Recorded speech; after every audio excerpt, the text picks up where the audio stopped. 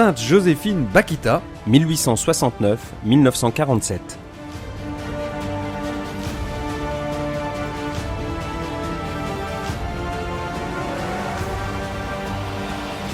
Jésus est mon capitaine et moi je suis son assistante.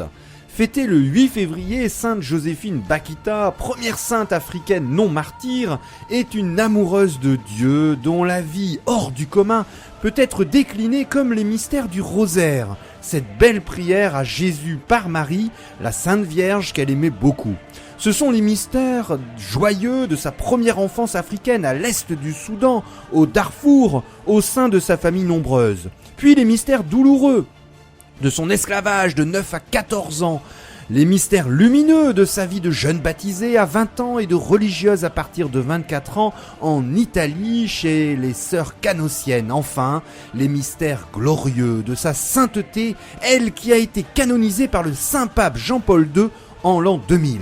Dans ce 4e et dernier épisode de votre émission Pèlerin de Dieu, consacré ce mois-ci à l'extraordinaire figure de Sainte Joséphine Bakhita, l'esclave africaine devenue sainte, découvrons ensemble sa spiritualité simple et profonde, axée sur l'amour du Christ et la pratique des vertus cardinales et théologales au quotidien. Pèlerin de Dieu avec Franck Bétoir et le Père Jean-Baptiste Masson sur RCF Nord-de-France.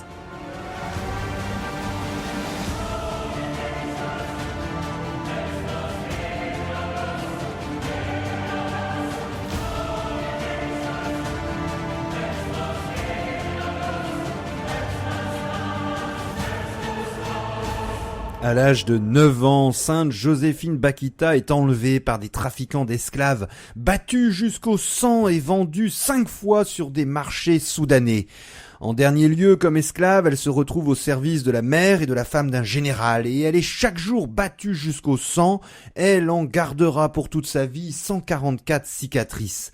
Elle est enfin vendue en 1882 à un marchand italien pour le consul italien Legnani qui, face à l'arrivée, à l'avancée des Madis, revient en Italie. Et là, après avoir été jusqu'à ce moment la propriété de maîtres aussi terribles, Sainte Joséphine Bakhita connaît un maître, avec un M majuscule, totalement différent.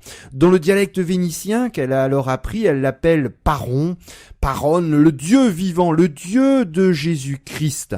Jusqu'alors, elle n'a connu que des maîtres qui la méprisent et qui la maltraitent, ou qui, dans le meilleur des cas, la considèrent comme une esclave utile. Cependant, à présent, elle entend dire qu'il existe un maître au-dessus de tous les maîtres, le Seigneur des Seigneurs, et que ce Seigneur est bon, la bonté en personne. Elle apprend que ce Seigneur la connaît elle aussi, qu'il l'a créée elle aussi, plus encore qu'il, ce Seigneur, l'aime. Elle aussi est aimée précisément par ce Seigneur suprême, face auquel tous les autres maîtres ne sont eux-mêmes que de misérables serviteurs. Elle est connue et aimée, et elle est attendue. Et plus encore, ce maître a lui-même personnellement dû affronter le destin d'être battu, et maintenant il l'attend à la droite de Dieu le Père. Désormais, elle a une espérance, c'est l'entrée qu'a choisi le pape Benoît XVI dans sa belle encyclique sur l'espérance, en prenant l'exemple de Sainte Joséphine Bakhita. Alors, pour cette dernière émission, nous allons déplier les grandes vertus qui font les saints et saintes, d'abord les vertus cardinales. Alors, Mère Joséphine Bakhita a montré beaucoup de prudence et de justice. Alors on peut dire, elle a été, comme dans l'évangile des vierges, une vierge prudente qui a fait sa réserve d'huile pour le Seigneur dans la prière. Donc dans l'acquisition de cette vie intérieure qui lui a donné un regard aussi extrêmement aiguisé, extrêmement fin sur les choses. Et donc elle a toujours montré beaucoup d'à-propos et de clairvoyance sur les situations humaines. Alors cette prudence et cette justice viennent de cette sorte de soumission qu'elle avait à la volonté de Dieu, le seul maître qui l'a vraiment libérée. C'est l'expérience qu'elle a fait dans sa vie. Donc son paron, son patron, le maître, c'est ça aussi qui l'a aidé sans doute certainement dans déjà comme une qualité humaine qu'elle avait dans son cœur avant de rencontrer explicitement le Christ. Elle avait cette confiance et ce sentiment d'appartenir d'une certaine façon à un principe supérieur à ce maître sur terre qu'elle va déployer, qu'elle va découvrir bien plus fortement dans sa foi chrétienne. Alors à une sœur qui connaissait sans doute très mal les réalités de l'esclavage, qui lui reprochait de ne pas avoir réagi lorsqu'on l'avait vendu d'un maître à l'autre. Dans ces 4 premières ventes ont été particulièrement terribles avant qu'elle soit rachetée par le consul italien.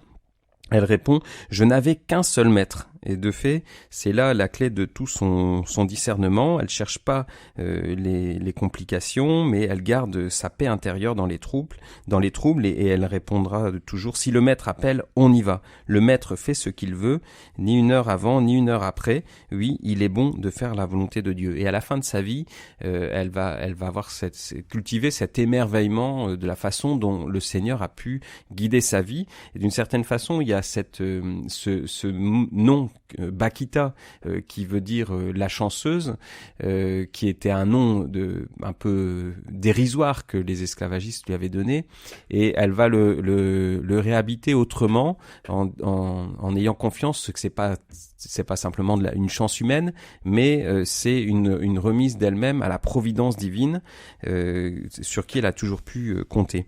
Et alors elle va aussi faire preuve d'énormément de discernement pour les autres, et notamment elle reçoit un charisme de clairvoyance, de vision sur les situations.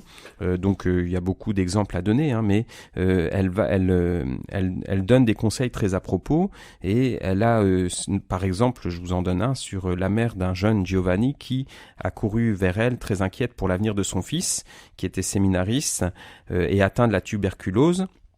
Cette maladie à l'époque était souvent mortelle, et donc Joséphine la rassure: sois tranquille, ton Giovanni guérira, il sera prêtre et fera beaucoup de bien. Et c'est ce qui se passa.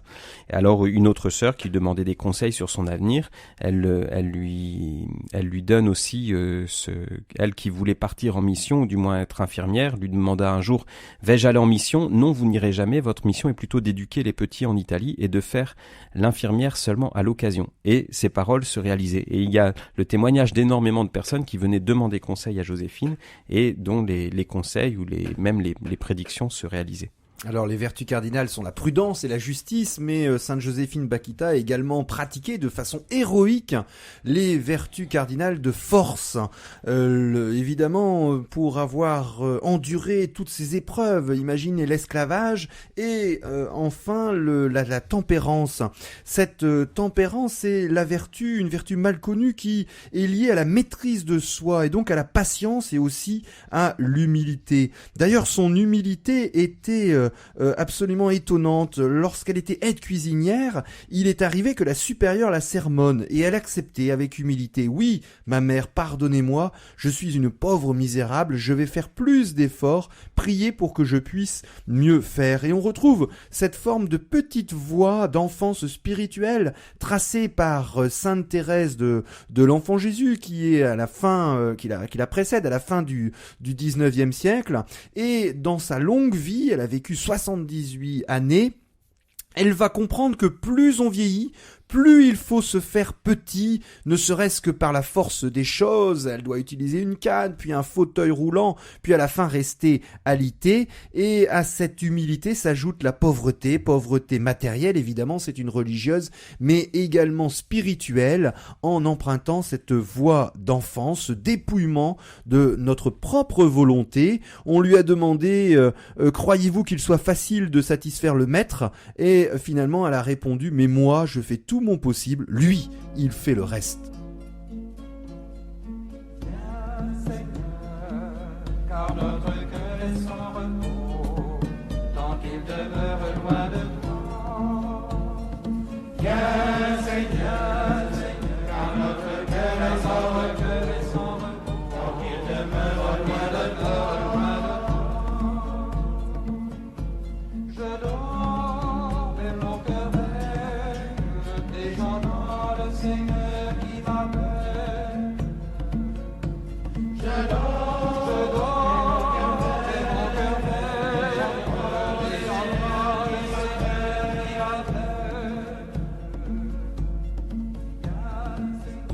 Pèlerin de Dieu sur RCF Nord-de-France. Sainte Joséphine Bakhita qui manifeste ses vertus de prudence, de justice, de force, de tempérance et qui manifeste aussi les vertus reçues de Dieu. Donc les vertus cardinales, on peut dire c'est des vertus naturelles mais qui sont développées, fortifiées par l'action de l'Esprit Saint en nous, par la grâce de Dieu.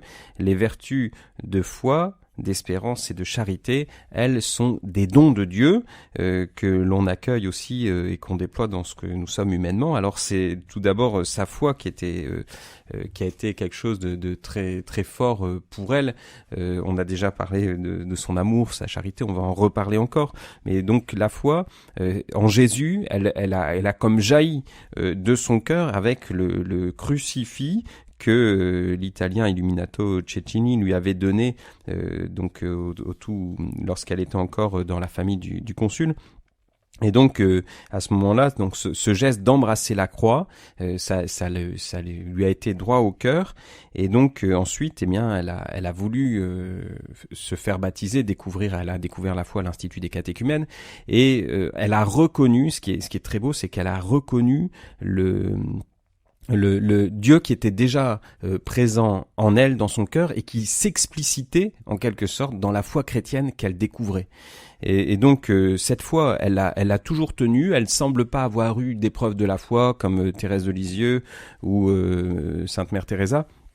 Mais elle a eu un combat quand même pour de se savoir aimer. C'était ça son combat dans la foi. Elle a été tellement méprisée et humiliée que le fait que Dieu l'aime telle qu'elle est, et puis elle était toujours très gênée de recevoir autant d'amour ensuite dans sa vie religieuse par ses sœurs, par les ceux qui l'entouraient ou qui venaient l'écouter, et que elle a eu cette difficulté à accepter d'une certaine façon la beauté, la profondeur, la tendresse de l'amour de Dieu. Ça a été son combat dans la foi, et finalement elle a développé cette confiance en Dieu qui l'aimait, qui submergeait aussi toutes ses faiblesses et ses infirmités. Vertus théologales qui viennent de la grâce du Seigneur, que sont la foi, mais également l'espérance. On en avait déjà parlé au début de cette émission.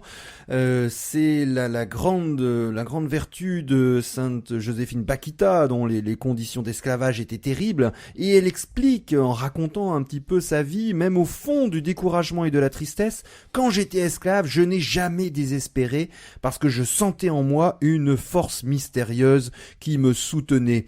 Et cette foi, cette espérance, cette vertu théologale d'espérance, c'est la promesse de la vie éternelle. Croire que nous allons être accueillis par quelqu'un qui nous aime. J'ai une confiance absolue que je rencontrerai tous les saints de la terre et du ciel au paradis. C'est Sainte Joséphine Bakhita qui s'exprime.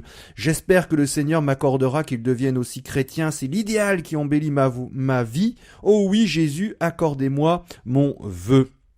Et enfin, la troisième vertu théologale est la charité. Elle explique: soyez bons, aimez le Seigneur, priez pour ceux qui ne le connaissent pas, considérez cette grande grâce de connaître Dieu. Et cette vertu théologale de charité va notamment se déployer dans sa joie et son humour.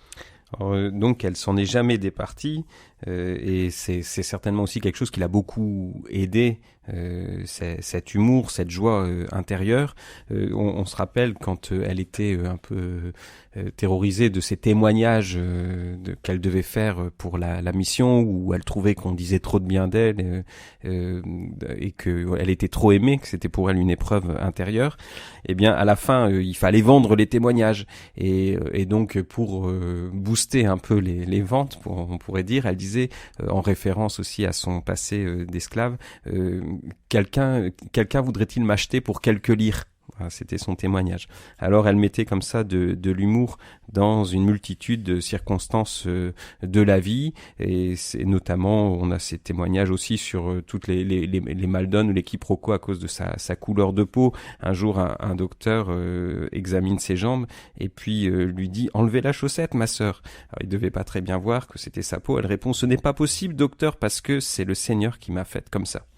Alors donc elle montrait cet humour, riait beaucoup, avec beaucoup de bonne humeur. Ça faisait aussi beaucoup de bien aux enfants de l'institution, et donc répandait ainsi ce parfum de la joie du Seigneur autour d'elle. Car notre cœur est sans repos, Viens Seigneur, car notre cœur est sans repos, tant qu'il demeure loin de toi. Je dors, mais mon cœur veille, descendant le Seigneur qui m'appelle. Je dors, mais mon cœur veille, descendant le Seigneur qui m'appelle.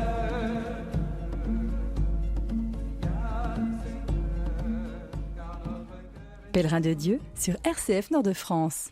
Sainte Joséphine Bakhita, sa spiritualité qui se décline en vertus cardinales et puis les vertus théologales qui viennent de Dieu, la foi, l'espérance et la charité. Cette charité qui se déplie dans sa joie. Il n'y a pas de saint triste, c'est pas possible. C'est un des fruits d'une charité réelle et dans l'humour. On l'a évoqué avant la pause musicale. Et cette charité se déploie aussi dans la paix et le pardon. Alors, elle se met au service du prince de la paix. Elle explique que dans la volonté de Dieu, il y a une grande paix. Et elle raconte aux enfants, dans une sorte de catéchisme, lorsqu'elle est à l'accueil de sa communauté de religieuses, des filles de Madeleine de Canossa, elle raconte beaucoup l'histoire de Joseph, de Jacob et de Rachel. Joseph, ce personnage de l'Ancien Testament qui a été vendu par ses frères et qui est devenu l'homme le plus influent du roi d'Égypte. Or, Joseph n'avait aucun ressentiment envers ceux qui l'avaient persécuté. Nous devons tout pardonner sans condition, explique-t-elle. Alors on lui demande, mais contre les maîtres qui ont été mauvais, avez-vous de la haine pour ces bourreaux? Et elle explique que elle a eu de la chance parce que c'est dans ce long calvaire qu'elle a rencontré Dieu. Et d'ailleurs, elle dira de ces esclavagistes qui l'avaient quasiment torturé, qui l'avaient maltraité, que si elle les rencontrait à nouveau, elle s'agenouillerait pour leur baiser les mains. Donc elle nous offre dans sa vie concrète un exemple de pardon sans condition qui est le véritable enseignement du Christ sur la croix, qui demande à son propre Père de pardonner aux bourreaux qui sont en train de faire couler son sang qui sera utilisé en rançon pour nous, pour notre salut. Et cette Sainte Joséphine Bakhita, au service du prince de la paix et du pardon, va devenir la véritable patronne des Africains opprimés. Alors, quand on lui demandait si elle gardait de la rancune par rapport à ces personnes qui l'avaient fait tant souffrir, elle fait toujours cette distinction entre le système esclavagiste musulman dans lequel elle est tombée, et puis les personnes, et elle explique comment si nous avons d'une certaine façon l'habitude de faire le bien parce que c'est ce qu'on nous a enseigné, eh bien eux ils sont pris dans un système où ils ont l'habitude de faire le mal, mais ils gardent cette capacité à connaître Dieu, à découvrir Dieu et à se convertir. Et donc, ce qui est très intéressant, c'est qu'elle va pas faire un grand discours sur le système esclavagiste, mais on reste dans une relation de pardon, d'amour et de respect avec ce désir de salut, y compris pour ses bourreaux pour qui elle priait énormément. Et donc, on voit qu'elle, dans son passage entre le système esclavagiste soudanais dont elle est issue et les Italiens qui l'ont racheté, finalement au début, y compris sous les Italiens, elle était restée esclave, mais il y avait une autre relation à la personne. Et donc c'est cette dignité de la personne qui est portée par l'Évangile dont elle va bénéficier. Et donc on voit aussi que elle rappelle cette dimension que chacun est enfant de Dieu. Alors on voit que dans l'Évangile, le christianisme ne supprime pas d'une certaine façon formellement l'esclavage, mais il le vide de son contenu et il établit progressivement une telle égalité et une telle dignité de la personne que l'esclavage en lui-même devient quelque chose d'absolument inacceptable. Et on voit les papes à l'époque où cet esclavage subsiste encore au 19e y aller à coups de butoir pour essayer de le faire disparaître parce que il est contraire à cette dignité de la personne. Alors Joséphine Bakhita est devenue une patronne non seulement du Soudan, mais aussi des Africains opprimés. Et donc sa figure est particulièrement belle, elle nous aide à comprendre aussi l'importance de la mission dans ce continent où il y a eu une véritable explosion au cours du 19e et du 20e siècle du nombre de chrétiens, puisqu'on part d'un chiffre très très bas au début du 19e siècle, on est à pratiquement 1 million de chrétiens, et pour atteindre des chiffres de centaines de millions de chrétiens aujourd'hui, et donc on a pas suffisamment conscience dans notre Église ici en France et en Europe de l'importance de cet éveil et ce printemps du christianisme africain qui est certes aujourd'hui encore confronté à de grandes difficultés, mais qui est d'une floraison absolument extraordinaire et qui a certainement aussi beaucoup bénéficié de la prière de Sainte Joséphine Bakhita et des grâces qu'elle a obtenues de Jésus. Lorsque Sainte Joséphine Bakhita a été canonisée par le saint pape Jean-Paul II en 2000, elle a pu être canonisée grâce à des miracles, et notamment 2 miracles, un pour sa béatification et un autre pour sa canonisation, qui ont permis à notamment une religieuse, Angela Silla, qui avait un genou complètement détruit avec une chute à vélo et puis avec une tuberculose, de complètement guérir grâce à une neuvaine pour demander l'intercession de Sainte Joséphine Bakhita. Et le deuxième miracle, ce premier miracle a eu lieu en 1947 et le deuxième miracle est pour une brésilienne, une mère de famille qui souffrait de diabète, et en 1976, alors qu'elle est au travail, elle tombe dans le coma. On a les symptômes d'une maladie dégénérative grave qui l'atteint, et un diagnostic réalisé en 1991 est très mauvais. Or, en 1992, une sœur qui visite Eva, c'est le nom de la brésilienne, l'invite à la prière en action de grâce pour la béatification de Sainte Joséphine Bakhita, et elle sera complètement guérie. On peut terminer sur cette émission de Sainte Joséphine de Bakhita sur son grand message du Saint Pape Jean-Paul II, qui explique que Sainte Joséphine a fait l'expérience de la cruauté et de la brutalité avec lesquelles l'homme peut traiter ses semblables. Et sa vie de Sainte Joséphine Bakhita montre clairement, et c'est le pape Jean-Paul II qui parle lors d'une visite en Afrique, que le tribalisme et les formes de discrimination fondées sur l'origine ethnique, sur la langue et sur la culture ne faisaient pas partie d'une société civile et n'avaient absolument aucune place dans la communauté des croyants. Et l'évêque soudanais, à l'occasion de la canonisation en 2000, va mettre en lumière le rôle de Sainte Joséphine Bakhita comme femme. Elle est le symbole du fait que la femme est le pivot de la société, malgré ses difficultés. C'est une femme qui sait supporter les humiliations et la violence avec humilité, dignité et amour. C'est la démonstration, on poursuit l'évêque de El Obeid au Soudan en 2000, c'est la démonstration qu'aucune souffrance n'humilie tellement une femme au point de la priver de l'amour de Dieu. Au contraire, l'amour de Dieu, précisément, rachète la femme de toute souffrance. Pour cela, Sainte Joséphine Bakhita, libre de l'esclavage physique, choisit de se faire esclave de l'amour de Dieu qui libère.